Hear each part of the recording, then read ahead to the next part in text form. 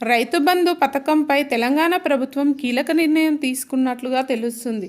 పేద, సన్నకారు రైతులకే ఆర్థిక సాయం చేయాలని, భూస్వాములు, ప్రభుత్వ ఉద్యోగులు, ఆదాయ పన్ను కట్టేవారికి ఇవ్వకూడదని భావిస్తుందట. ప్రస్తుతం ఉన్న రైతు బంధు లబ్ధిదారుల్లో భారీగా కోత పెట్టాలని రాష్ట్ర ప్రభుత్వం నిర్ణయించినట్టు సమాచారం. దశల వారీగా లబ్ధిదారులను తగ్గించాలని భావిస్తుందట.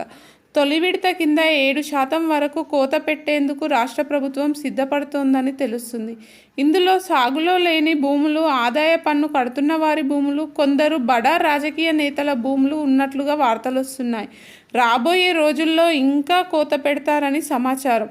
కేవలం 5 ఎకరాల వరకు భూమి ఉన్న వారికి మాత్రమే రైతు బంధు ఇవ్వాలని తెలంగాణ సర్కార్ భావిస్తుంది.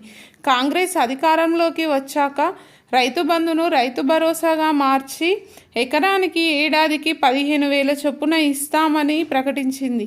వానాకాలంలో ఎకరాకు 7,500 రూపాయలు, యాసంగి సీజన్లో ఎకరాకు 7,500 రూపాయల చొప్పున రైతుల ఖాతాల్లో డబ్బులు జమ చేస్తామని చెప్పింది. అలాగే రైతు బంధు నగదు మరోసారి ప్రభుత్వం విడుదల చేసినట్లు తెలిపింది. ఇవాళ మధ్యాహ్నం నుంచే రైతుల ఖాతాల్లోకి నేరుగా రైతు బంధు స్కీమ్ డబ్బులు పడుతున్నాయి. దీంతో పలువురు రైతులు ఆనందం వ్యక్తం చేస్తున్నారు. కాగా 3 నుంచి 4 ఎకరాల లోపు ఉన్న రైతులకు మాత్రమే నగదు ఖాతాలో పడుతున్నట్లు సమాచారం.